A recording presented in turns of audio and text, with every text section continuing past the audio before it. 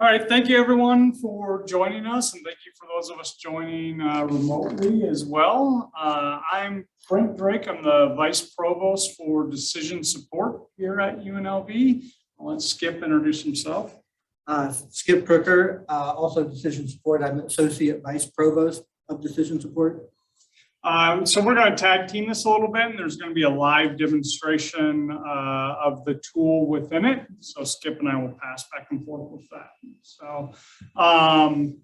So the reason we did this is we know there are a number of grant opportunities that are out there that even just submitting material to apply for the grant, you need to have some level of student data for what we have here. And what often is requested of us and that we see in the grant applications is you typically need to have some level of enrollment data, some level of degrees conferred oftentimes, and sometimes retention and graduation rates. So what we're going to do today is show you our self-service dashboards that we have available so that you can pull any of that information yourselves for college, department, all the way down to academic.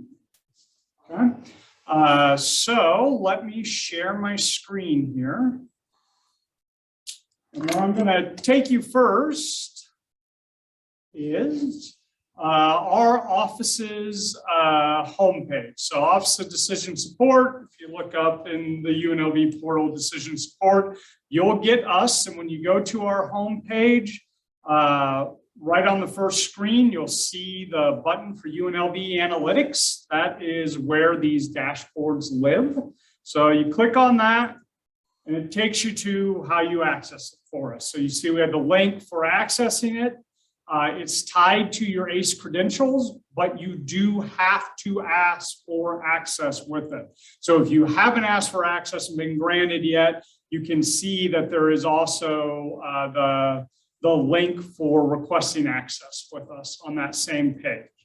Also off of that home page, if you look on the left-hand side, you see there's the About Training link. And if you go there, we have a video for the tool itself. We have the ability to sign up for our standard reports dashboard training, which this is going to be kind of a really abbreviated version of that. So if you want to get a little more detail about all of our standard report dashboards, you can go to that training. It's about a 2.5-hour training, I believe, that we run every month, and there's a Google form to sign up for it. And then if after you've gone through that, if you decide I really need to get down to the point where I can do my own custom reports in the tool, that is report writer access. It's another layer of access, and we require additional training on top of that. It is a one-day workshop with it that you also sign up for at the website. But with each of those, the standard report dashboard training, and right now, as one video, we're working to actually chunk this out into sections for people. But right now, as one video, there is the 7-hour report writing training video there as well. Yes. Go ahead. Is there so to get access to begin with, right? So the getting access part, does it require any training before we actually? No. So for what we're going to show you today and the standard report dashboards, there is no required training with it because we're hopeful that it's relatively intuitive. And if you look at the first parts, like if the navigation is the issue with it, if you look at the first parts of that video we have out there for the standard report dashboards, it'll remind you how to navigate now. Okay, so I'm going to go directly into the tool itself. I know I signed in already. It's interesting that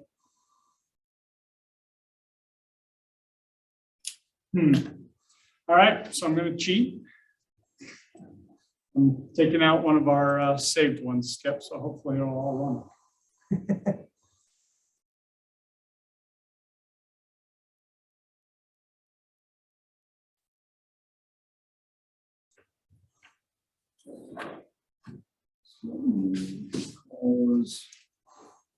Okay, when you go into the tool and sign in for the first time, you should get a screen that looks like this, the Explore and Visualize screen. I'm actually going to minimize that. This Explore and Visualize screen. So the easiest way to get to the dashboards is on the menu button up in the upper left. You go up there and change it to Share and Collaborate, and you will get something, again, because I had everything open, you will get something that looks like this. So the general folders, everyone will have a My folder and everyone will have a SAS content. SAS content is the public stuff, and that's where you'll go. I'm going to have a whole lot more folders here than you will see, so just kind of bear with that since I have administrative privileges within it. But for you, when you go there, you click SAS Contents and UNLV, you will see your college folder, and then you will see the Institutional Resources folder. All of these dashboards live under Institutional Resources. Let me roll it all back up again so you can see it the way it is. When you click in, you will see Institutional Resources and then Dashboards. Click on Dashboards, you have to go down one more level, UNLV Analytics Dashboards. And then you will get the folders under the Analytics Dashboards. Again, there's more here because I see everybody's. What you will likely see is standard reports, retention, progression, and completion, and undergraduate admissions, I believe, are the three that everybody sees. What we are going to be talking about today is the standard reports. So they're the standard report fish for yourself dashboards that we have set up. The reason we call them standard reports is that they all have the exact same look and feel to them. You'll see this when Skip demos the first one here, in that they're all set up with the report on the right-hand side of it, the filters that modify the report all on the left, and then across the top, the ability to select breakouts to break out the data by more items. And Skip will explain that a little bit more when we go in. But you can see we have 5 of them here. So admissions funnel is our admissions for undergraduate and graduate at the end of the cycle each year. University headcount is our enrollment. Course enrollment is our student credit hours and FTE by course. Degrees conferred is degrees. And then student tracking is our retention and graduation rates. So the 3 we're going to show pretty briefly here today are university headcount, so our enrollment, our degrees conferred, and our student tracking. So I'm going to open up university headcount, and then I'm going to pass it over to Skip. Here we go. Come up, Skip. Sure.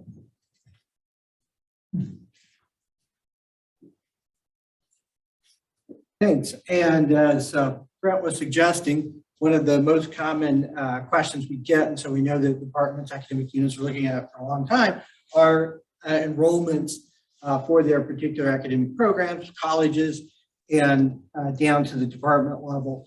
And so that's what in this standard report dashboard for university headcount, we're going to take a look at. When you first come in, you're probably going to be on this welcome screen. And so notice we've got some tabs going across the top. And so this is some general descriptions about the data. It probably makes sense for you to read through and understand and that it's the data that you're indeed looking for. The next tab over, University at a Glance, is a visualization of our enrollments. In this case, you can see for fall 2021. And actually, we can filter and select other academic terms. For example, if you want to go back and look at other time periods, but some basic demographic visualizations, enrollment trend, again, another visualization. But probably when you are submitting for grant applications, you're going to need actual table or tabular information on counts. And so that's this Data Explorer tab that you have to click over and find. Now, on the left-hand side, the filters that Brent was describing, these are our filters. So if you want to select or only count particular categories, so let's see, we can take, for example, and filter on academic careers. So if we're only interested in undergraduates or graduates, for example, or maybe by academic level, right? But again, once you make a selection on that filter, that's the only thing that's going to be calculated or tabulated on the pivot table here to the right. Question? Is there ability to do more than one semester at a time? So if you're asked for the past X number of years of material? Okay. Okay. So, and as you can see, the default on this one is at 6 years on the enrollment, but you can go more than that or less than that. Right. So on that University at a Glance tab, I think that was the one where you saw for this visualization, it just had the one term. But on the Data Explorer, now here I'm clicking into the time filters. So if you wanted to include particular academic years, and then you could also see on this time filter, I've got it set to fall right So here. only fall. And so that's why it's only displaying the fall, but you can change that as well. Right? Oh, so you can't do all of that though. Yes, you can. So Skip, if you go to the term type and you do the clear. Right. So I just cleared it now. And so. I'll take a second to load up because it's going to pull several terms of data for Right, that. yeah, we just did 3 times the number of terms, and so it's going to go in and tabulate. So you can see, okay, now we've got the falls, and then I can scroll over, and it's got the spring head count, and then finally the summer. Okay, so and that's another thing to pay attention to as you are setting these filters. Sometimes you kind of forget what all have I selected in filtering, and so that's a place to see what selections you've made. And now a really important feature that I want to make sure everyone can find up here at the top right, these 3 bubbles. If you filtered quite a ways and you decide you want to just go to a clean slate, start fresh, you can restore default report state. And so click that and that'll clear out all of your settings. Now, sometimes you might have to click that a couple of times depending on how much you filtered. But if you want to make sure that you're starting with that blank slate, you want to go ahead and restore those default settings. Behavior might be a little bit different depending on what browser you're using. And you'll know when it is fully restored because it will take you back to the welcome tab. I thought I was gonna say, if you go to the tab, will that clear all the filters or? Yeah, so it won't clear it here. You have to do that restore default filters. Actually, why don't you just do it? Oh, so it goes back, okay. Yeah. Okay, yeah. So over here on Data Explorer, so I'm going to go ahead and restore default report state. And so now it's going to clear everything out. And if you want to backtrack one at a time, you have to go back on the filters. Yes, you'd have to go back to each tab and redo it. Right. So I'm going to jump back over here, Data Explorer. And so now you can see we've cleared out all our filters. And so this is the overall institution. And so you can see it's still got just the last 5 or 6 academic years. And then I'm back to only looking at my fall. Right? And so now if I wanted to go into a college, right, I can go in and the example we had a moment ago, we were set on Lee Business School. And then You don't need to, you're home. Oh, you're just doing the school. All right. Yeah. So we set that to Lee Business School. So now these counts are by fall term. So these are enrolled head counts in Lee Business School. And then it's got it split out by undergraduate, graduate. And I can go over here now. So now the breakouts across the top, this is for our pivot table. And you can see it allows for up to 4. What I'm going to do here, I'm going to come in and set this to academic plan. And so that would be by major. So if I want to split it out by major. And so this would be by major for the Holy Business School. And so there's still quite a bit here. And so what I'm going to do, I'm going to go ahead and click in and split this also out by department. And so now we would be able to see it by department, by academic plan. And still at the major level, right? So head counts by each fall term.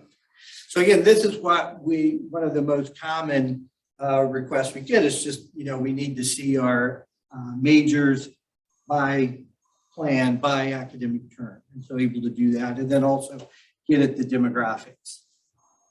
And so now, unless there's other questions about this, I will jump over to the degrees conferred.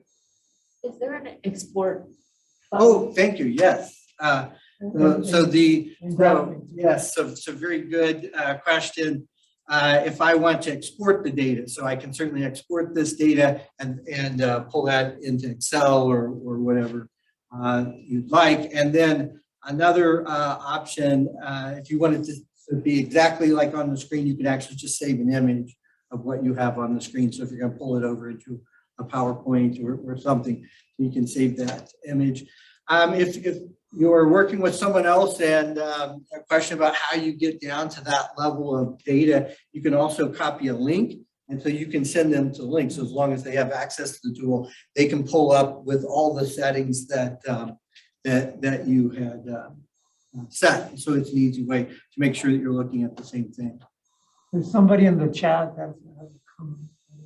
That was me asking if folks have any questions. So no questions in the chat just yet. Okay. So I'm going to go ahead and roll back out to the standard reports. We'll take you all the way back to Explore. You have to do the member sharing. And so what I will do next is pull up the degrees conferred. So another frequent question that we get are how many students are graduating by program. And this one is already set. It's filtered to the economics, right? So as Brett was suggesting, it's my home area, home discipline.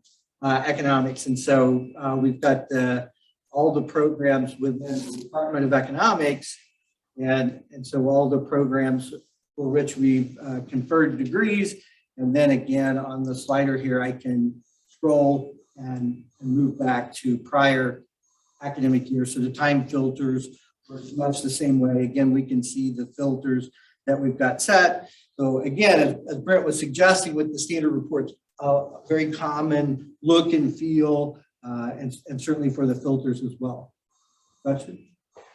So you have it in economics, but so you have, let's see, you have lead business school at the college and then department. But why, you should scroll down and you should get all the departments, right? We had already pre-filtered this one, so you can see it's filtered to just economics. If you look at the filters in use. Oh, got it. So here, right? So when we use the filter on the left, that's kind of the all-powerful one, and it's only going to pull any data that's associated with that academic department, in this case, economics. And so that's why, if I would uncheck this and come up here, Okay. the lead. Okay, so this is like type of samples where you get your brand and then your shoe size. And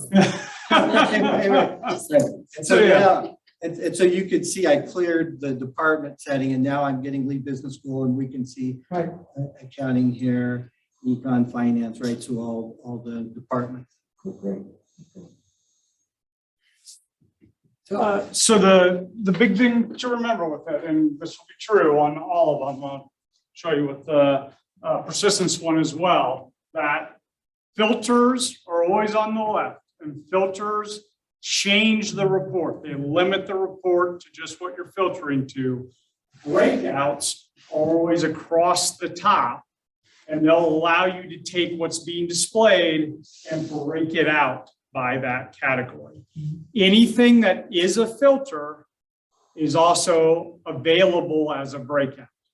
So all the academic profile stuff, like standardized test scores, all the demographics in terms of ethnicity, age, gender, all of the academic study stuff for college, department, plan, sub-plan, if you have those and want to see it by that, or all the way down to the CIP code. If you're doing specific grants, like some of the STEM grants that require specific CIP codes in what's reported.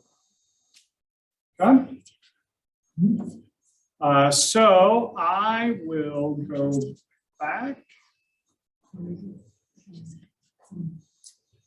And I'm going to look at our last one that we're talking about today, student tracking.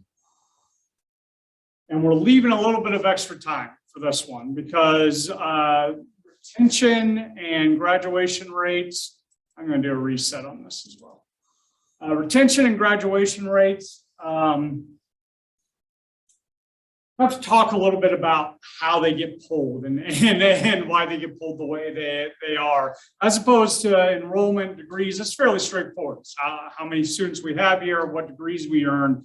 Retention, graduation rates are determined by the students we count in the cohort that start. And one thing to know about this, and it says it in our welcome screen, and also one thing we didn't highlight, every one of these standard reports has a documentation tab as well that will tell you more detail about specific metrics in the report. Says within it that our default on this report is what we report federally for the university's retention and graduation rates. So what that means is we're using the university's what's called the first-time full-time cohort. So what that means is students who came to us directly after high school. So the transfer students aren't in here. It's just students who haven't been to college before, were their first university they're attending. And in the first semester they were enrolled with us, they were a full-time student. So they had 12 credit hours or more. So it's done. That's the other thing with this. It's done at the undergraduate level. So the default on this report is for the federal first-time full-time cohort, because that will match anything you see for the university officially that is published out there in terms of our retention and graduation rates. And what goes up on the College Navigator dashboard is what goes up on the federal government college dashboards. That can be changed. I'll talk about that in a second. But the thing I'll highlight with this is for each of these, we then have the 1-year retention tab, if you just want to see the first-year retention rates, the 6-year grad rate, because that is also the federal standard of what we report. But then, and we'll spend a lot more time here, the persistence tab, which you can select for multiple entry terms, and you can see for every semester after that for out to 10 years, I think the default is on 8 though, but it will go out to 10 years, what happened to those students? How many? No, it's defaulted on the 10. How many of them persisted, graduated, left the university for every single fall and spring term? Okay, go ahead. Is there any data collected from students as to subsequent, what they do after they graduate? So like, now we have their email addresses, like we give them forever. Is there also logging of, where they work, et cetera? Yeah, so there are a couple things the university does in this space. There is every few years, we do a destination survey with a set of our alumni. It's been a few years since we've done that as a university. We're also enrolled in Stepping Blocks, which is a web company that through social media APIs garners what an individual's current job, and in some cases even salary, is. and they present it for our grads. Well, actually, they do it for our entire alumni database. We provide the entire set of alumni with it that they can obviously locate the individual as a social media presence. So our older cohorts don't have quite as much social media presence, but so there's that. We're also talking about, as a university, doing a one-year destination survey every year, but we're not there yet. It is my hope we get to the point where we're doing a one-year destination survey every year, because if we do that and we have it consistently, then we'll be able to add it into these dashboards as well to be able to show educational outcomes with it.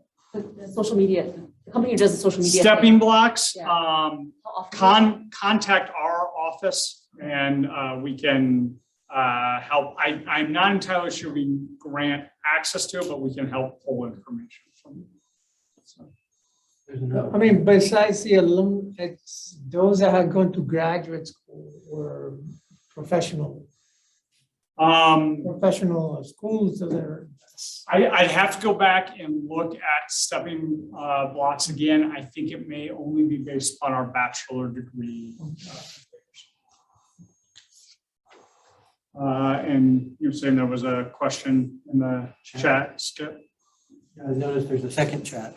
Yeah, what's the difference between one-year retention and persistence data overall? All right, I'll get to that in 1 second here. Well, any other questions before I jump into that? Because that gets into a little bit of the details of how the report works. Okay, so the way retention and persistence and graduation rates work is we look at, so we start at when the student enters the university, and then we look at the beginning of every term after that. And we say, have you graduated by then? If not, are you still enrolled? If not, have you left the university? Okay, so when we talk about a one-year retention rate, so right now you can see this is tied to our fall 2020 entry term. That's what we mean by cohort term. This is when our students came to the university. 1 year later would then be the beginning of fall 2021. So we look at the beginning of fall 2021 and we say, of the original 4,327 students who started with us as first-time full-time students, how many of them are still retained in the original college they entered at the university? How many are retained at UNLV overall, okay, regardless of what college they're in? And since this is just the retention one, it stops there. I'll get into the persistence from there. But the key with this is 1 year retention, that tab will only look at 1 year later for each cohort. It's the first year retention. The reason we have a specific tab for that is a federal reported figure, our 1 year retention rate as a university, and it is something that is commonly asked for in grant applications. When they say they want retention, oftentimes they mean, we just want to know what your first year retention rate is. Okay, 6 year graduation rate is the exact same thing. Well, let's pick a term that actually could have a 6 year rate. The most recent one, fall 15. 6 year graduation rate is the exact same thing, but instead of looking 1 year later, so for fall 2020, it was fall 2021, we looked 6 years later. So for fall 2015, as of the beginning of fall 2021, what had happened to our students? And since this is the graduation rate, it says how many of that original cohort of 3,658 students, how many of them graduated from the original college they entered in at here at UNLV, or just graduated from UNLV overall? And this can be broken out into grads versus undergrads. Yes, and Right, under the breakout. Yeah, no, I just wanted to make Yes. sure that this wasn't just undergrads. yeah, so we'll talk about that a little bit more as well here in a second once we get through this. The difference with persistence is it takes an entry cohort. So in this case, you can see it as fall 2010, 2013, 2014, 2015, all there. So it's all those entry cohorts. And it says for every term after that, so starting at their inception term, their very first term there, which will always be 100% enrollment, every term after that, what has happened to them? And we break it by different metrics. So you can see by retained in college, how many of them were retained in the college they started in every single term after they started out to 10 years, okay? How many were retained at UNLV overall out to 10 years? How many graduated from their original college? And so you can see we'll start to have some students that graduate as quickly as within 2 years. Here, it's a very, very small number, but we will have some because they come in with so much credit from like doing dual enrollment in high school or test out credit, or they probably shouldn't have been listed as first-time students. They actually have a bunch of transfer credit that we didn't know about when they applied, and we find out a semester later and they're in our cohort, and so now they count. And it just continues to track them out. So you can see, actually, I graduated at UNLV, so it's a little bit bigger number, but you'll see that our big jumps obviously happen between the 4.5-year mark, so spring 4 years later, versus the 5-year mark, and then another pretty big jump getting into the 6-year. And then one interesting thing we have at UNLV is our students stick with us a long time. So it continues to increase a little bit every term, all the way out to 10 years. Question, is it the percentage from the original cohort value or the previous year? No, it is the percentage from the original cohort value, because retention rate, graduation rate is always based on how many students in that bucket compared to how many started with you in the cohort. So number of graduates divided by the cohort. So that's why this is an ever increasing number on the graduation rate, because it's saying it counts everyone. So the best way to look at this graduation is graduated at 6 years or any time before. Okay, so it'll always be an increasing number. So 40 of the 2010 cohort, 40.7 had graduated in 6 years or less. At 5 years, only 29.7 had graduated by that point. Okay. So how does that work with the retained number? Because if a student, let's say, takes a semester off, they would get caught in this, but not in the other one? So, okay. So 2 questions there. In terms of how it works with retain, by the federal guidelines, what we care about most is if the student graduates. So if a student earns a degree, we put them in that bucket and they never move. Okay. So once you've earned the degree, you're counted as graduated, and we stop crediting. We just say graduated for the rest of your records. Okay. However, if you're still enrolled and haven't graduated yet, if you enroll, then you take a year off and then you come back, the way it will look in your record is retained at UNLV, not here, retained at UNLV. Okay, so long as you haven't graduated yet, if you continue to enroll, whatever your pattern is, consistently, or you take semesters off, we'll track you within it. And so you can bounce from not here to retained at the university, back and forth. But in general, obviously, the retention numbers will continue to decline over time, obviously, because students graduate or students just leave us outright, which is the last tab, the not enroll, which will also be an increasing number, and an unfortunately large increasing number. You can see for our 2015 cohort, our most recent cohort, still 45% of our students just leave us outright as of 6.5 years. So we have room to make up here. Same thing as what Skip showed you in the enrollment and the degrees conferred tabs, in that it can be filtered down to college, department, demographics, age, gender, ethnicity, or broken out by those categories as well. Okay.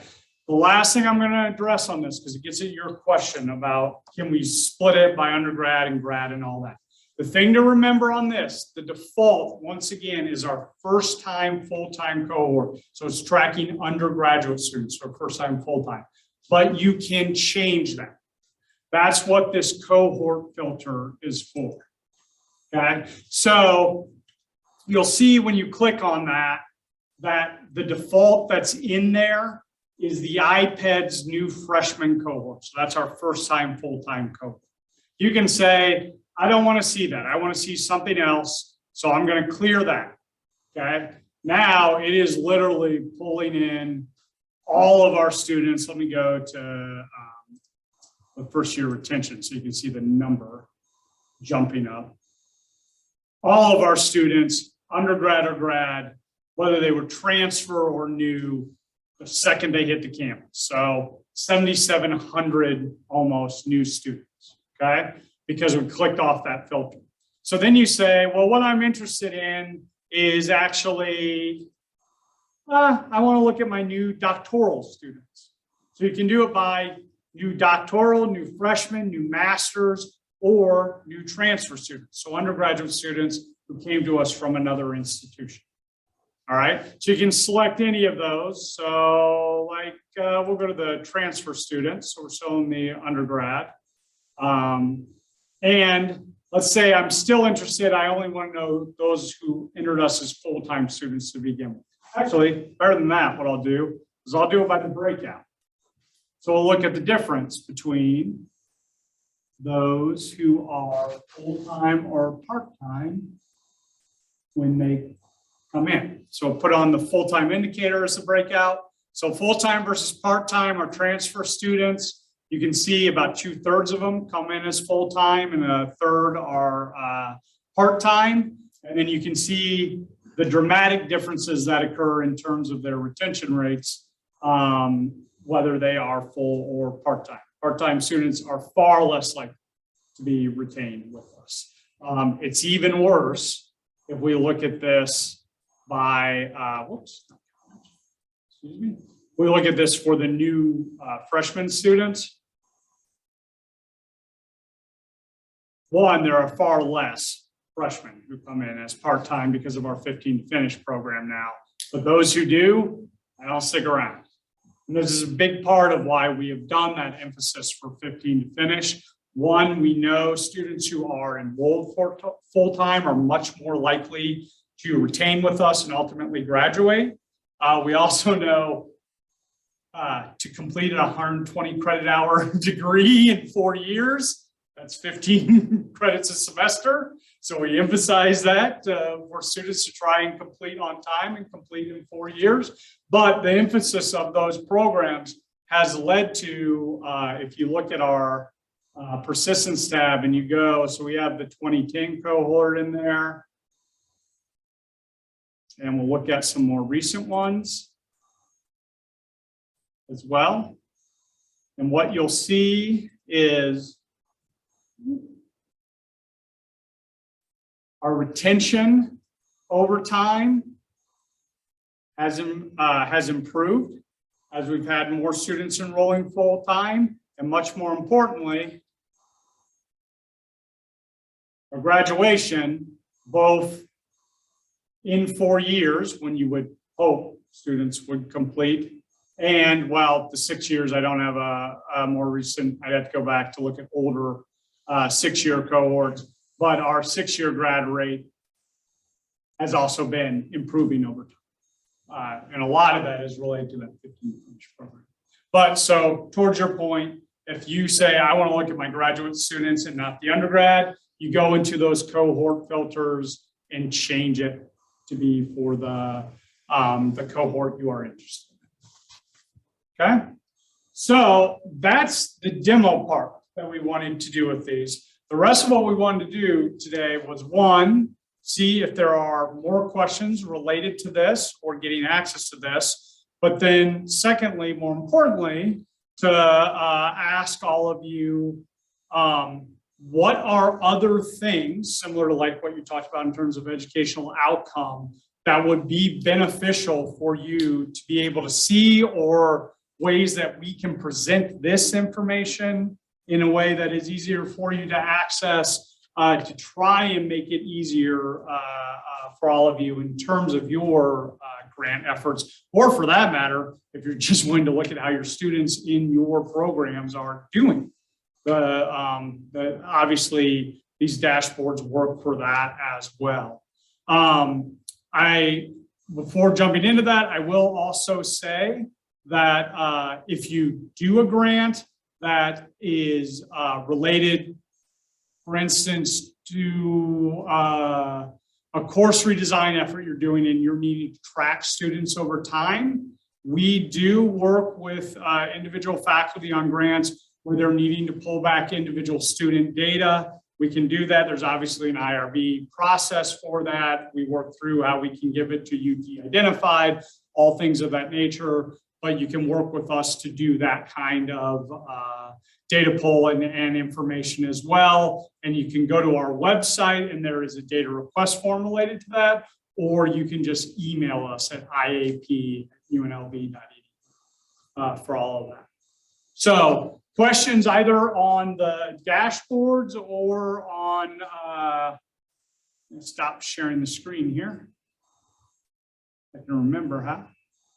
There we go. Either on the dashboards or on anything that would be helpful for you to be able to see, or a format to see it in that would work for any of you, or for anyone that's online. Let me pull up the chat.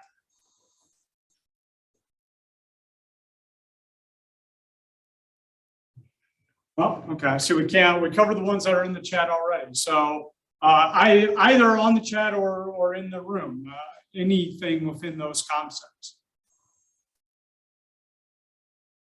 Sometimes some of these require to interface or cross-reference financial aid. So what is in the standard reports related to financial aid is you can see if a student was a Pell recipient, because that is something that is commonly asked for. And so you can see that, whether they're low income. However, getting down to did they receive grant versus loan versus private loan and amounts, that by federal standards, we have to lock down much more. So you'd have to do an individual request through the office, and we talk about what we can and can't do in that space. Also, some of these grants or data, if you can query the students' data so you can get those that are, I know that some courses include research, that have exposure to research. I don't know if there's a way to capture that. So unfortunately, right now, the only way we have really to know if a student is doing an undergraduate research experience is if they're taking one of the courses that are associated with undergraduate research. And then you can filter down to the course. Otherwise, we're left very similar to all of you, having to go to the undergraduate research office and say, hey, can you provide a list of IDs? And then we can cross-reference back against it. So, some of these undergraduates, they don't register, but they get paid by grants. yes. So I know this is where there's a, I think it's wonderful. The dashboards are excellent. But there's some, whatever you want to call it, complexity or granularity that goes with the specific grant request. And you know, you're customized. If you have access and you can customize these things, it's enough for me. I just don't want to have the power to go and, hey, can I cross-reference or can I do a query? You do that for me, I'll be more than happy. So couple things within that. So one, standard report dashboards, two reasons we call them standard report is one, they all look and feel the same. So they have a standard.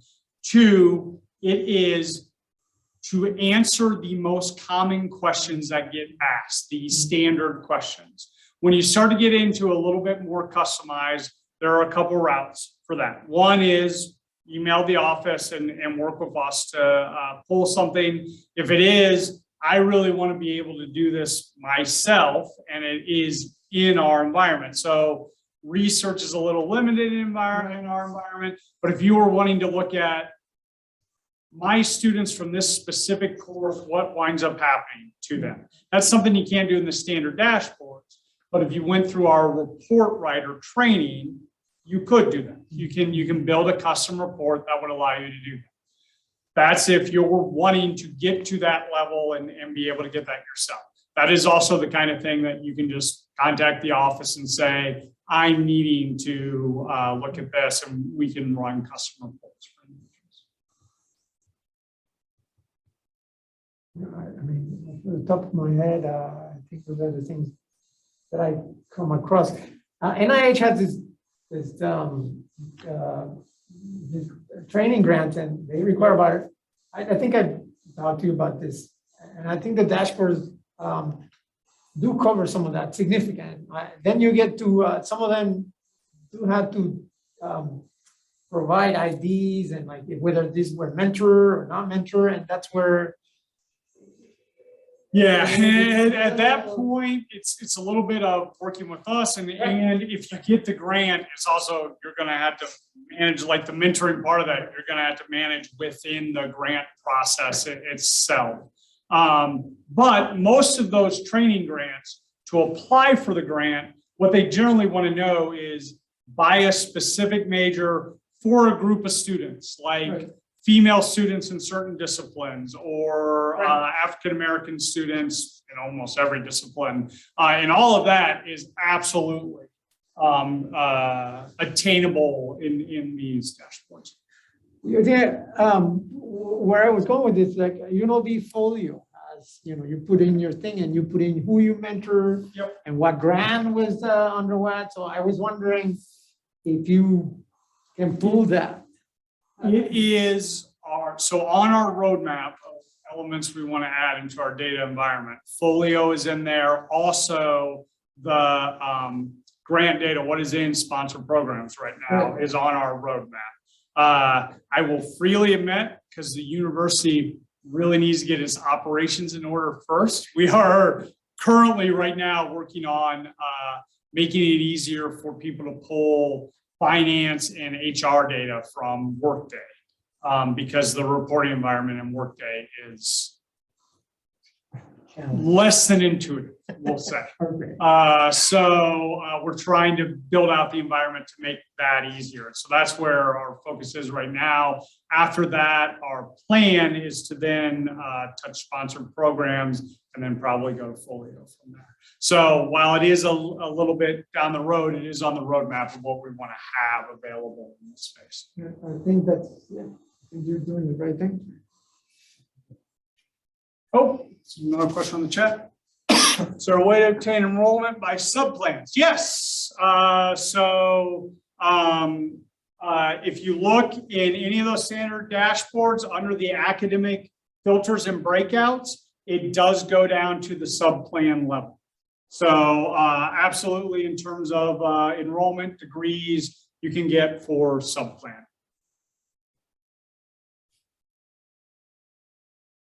I wanted to go back to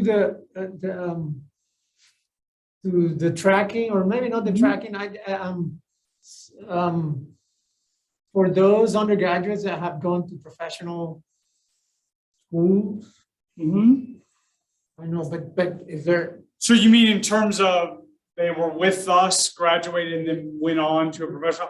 That no, that unfortunately is not in the dashboards. Okay. There is a little bit of that we can do through the clearinghouse, but it is it's that is generally better at the undergrad level than it is at the grad. But there is some of that we can gather in terms of our students who have graduated from us. Did they go on and enroll in a grad program or professional program somewhere else? I think that would be really nice to have, because that's literally asked for by the NIH. Right. Like, Yeah. exactly, that's Okay. different.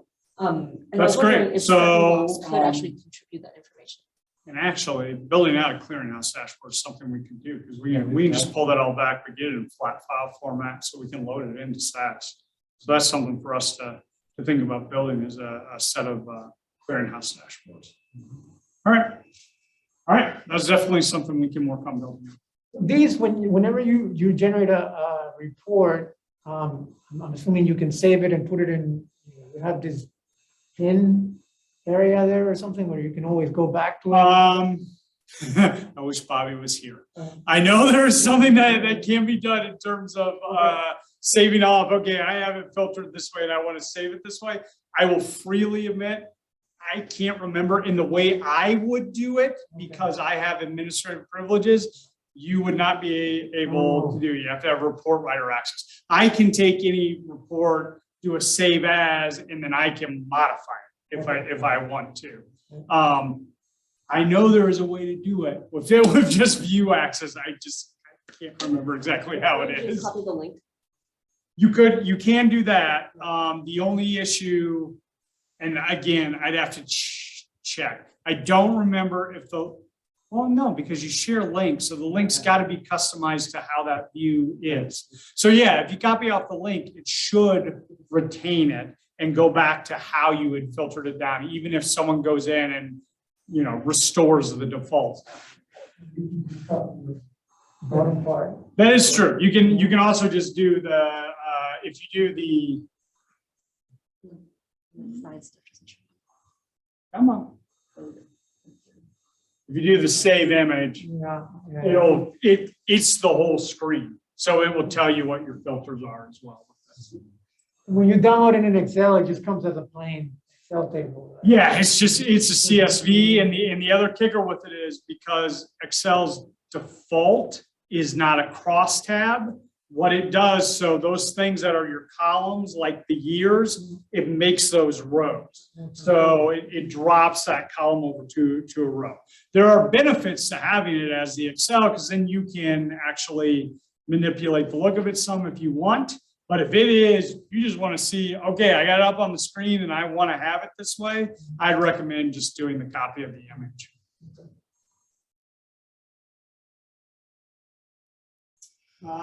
So we've got 6 minutes left. We can probably get one more question if there's anything else out there.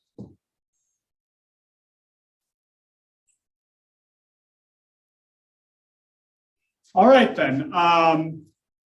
Again, I'm Brent Drake. I'm Brent.Drake at UNLV. Skip he's Skip.Croker, but you can also find him at his real first name, John. But either one, John.Croker or Skip.Croker at UNLV. And then let me go, actually, I'll share the screen one last time and go back to our website. Okay, from our website, you can contact us directly. Unbelievable, we don't have it down there. It's not about us either. Sorry, say again. Oh, wait. Oh, It's under, I think. About us. Yeah, contact it's us. about us. If you go to the about us, you can contact us, and it has our email address for the office. Or from the home screen, we have the data request button, where you can put in what your request is, and it has some guiding questions for us to know, should we be directing you at us, or should we be pushing you somewhere else? So, but again, you can always just hit the office email or Skip and I's email. So, all right, well, thank you all very, very much for coming. We intend to do this a few times a year, so if you have colleagues who couldn't make it today, Melissa has recorded it, so you can get that. But also, if they want to come to another session, please let them know about it. Also, we have those standard trainings out there, so you can direct them to that as well. So thank you all very much. We appreciate your time. Thank you very much. Thank you, everyone.